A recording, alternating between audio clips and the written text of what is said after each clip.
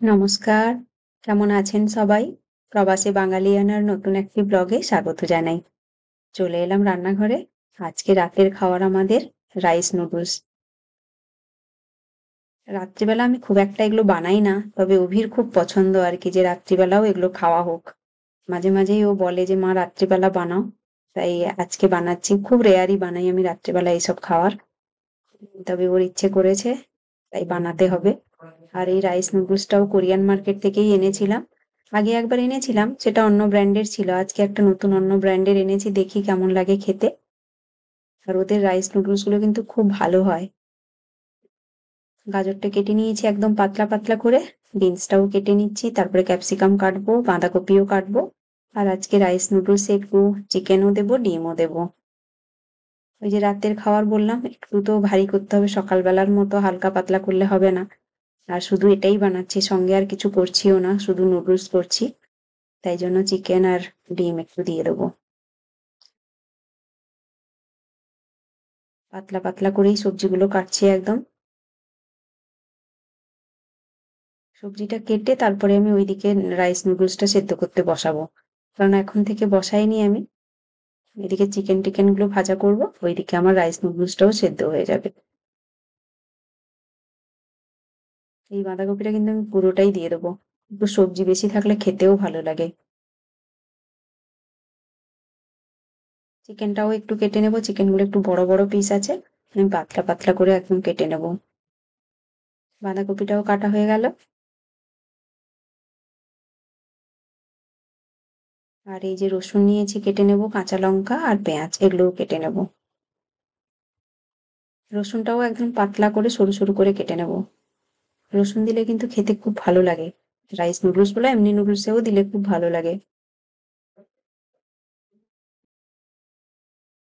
পেঁয়াজটাও পাতলা পাতলা করে কেটে নেব।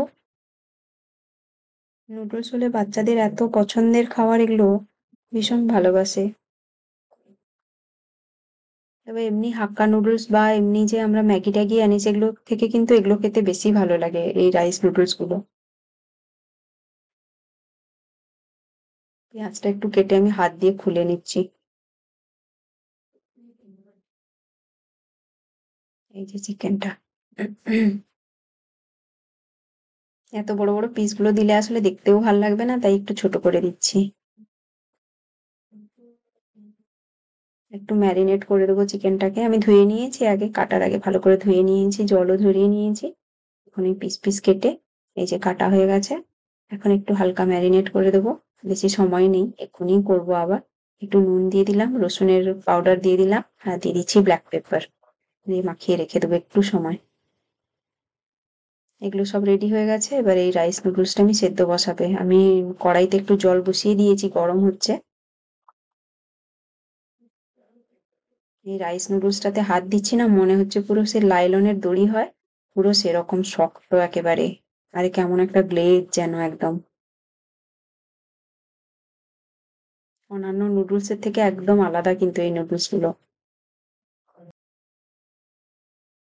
ভাঙা চলবে না, আমি চাইছিলাম একটু ভেঙে দেবো, ভিড়ে ভাঙা চলবে না, তার একদম সেই লম্বা লম্বা চাই তার। তাই ভাঙলাম না, এরকম বসিয়ে দিলাম, একটু নরম হয়ে যাক, তারপরে আমি খুলে দেবো। একটু নরম হয়ে গেছে, এবারে খুন্তি দিয়ে নাড়াচাড়া করলেই সব খুলে যাবে। দোকানে আসলে এরকম লম্বা লম্বা দেয় তো, তাই বাচ্চাদেরও পছন্দ যে একদম লম্বা লম্বা করে রাখবে মা, ভাঙবে না। সেদ্ধ হতে কিন্তু একটু টাইম লাগে, রাইস নুডলস তো, না হলে আবার বানানোর সময় শক্ত লাগবে, ভালো করে একটু সেদ্ধ করে নিতে হবে। সেদ্ধ আমার হয়ে গেছে, কড়াই আমি নাবিয়ে নিচ্ছি। নাবিয়ে ছেঁকে দিয়ে আসি, তারপরে চিকেনটা ভাজবো। এদিকেও আমি কড়াই চাপিয়ে দিয়েছি, তেলও দিয়ে দিয়েছিলাম। এই যে ওর বাবা চলে এসছে, ওই জন্য একটু হেল্প করে দিতে আমি ওইটা ছেঁকছিলাম। নুডলসটা নুডলসটা আমি স্ট্রেনারে ঢেলে আবার ঠান্ডা জল দিয়ে দিয়েছি, তাতে একদম ছাড়া ছাড়াও হবে, জোরে থাকবে না। চিকেনটা থেকে জল ছেড়ে দিয়েছে, দিয়ে দিলাম একটুখানি টমেটো সস, কালারটা ভালো আসবে, খেতেও ভালো লাগবে। এই নাড়াচাড়া করতে করতেই জলটা শুকিয়ে যাবে। চিকেনটা আমার ভাজা হয়ে গেছে, সেদ্ধ হয়ে গেছে, আমি টেস্ট করে নিয়েছি, ঠিকঠাক হয়ে গেছে। এবারে ডিমটাকে ভুর্জি বানিয়ে নেব। ডিমটাতে ওই নুন ব্ল্যাক পেপার দিয়েছি, আর কিচ্ছু দিইনি।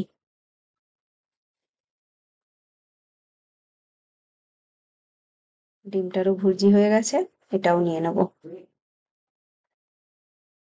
এবারে বড় কড়াইটা বসিয়ে দেব, দিয়ে তেল দিয়ে দিলাম পরিমাণ মতো। এর মধ্যে দিয়ে দেবো রসুন, কাঁচা লঙ্কা আর দিয়ে দিলাম পেঁয়াজ। একটু নেড়ে চেড়ে তারপরে দিয়ে দেবো বিনসটা, কারণ বিনসটা সেদ্ধ হতে একটু সময় লাগে, বাকি জিনিসগুলো তো ফটফট হয়ে যাবে।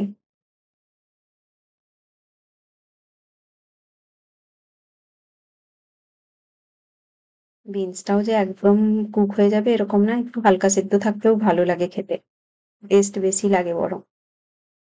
ওটা একটু হালকা ভাজা হয়ে গেছে, তারপরে দিয়ে দিলাম বাকি সবজিগুলো, মানে বাঁধাকপি, ক্যাপসিকাম আর গাজর।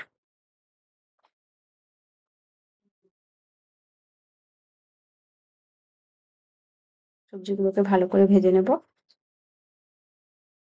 একটুখানি নুন দিলাম, কারণ আমি পরে সস দেব, কারণ সসে অনেক নুন থাকে, সেই জন্য কম করে নুন দিয়েছিলাম। এবারে দিয়ে দিচ্ছি red chilli sauce, green chilli sauce আর দেব সয়া সস। যদি পরে নুন লাগে তখন টেস্ট করে দেব। এই সসটা হলে আমার হয়ে যাবে, আর দেব না।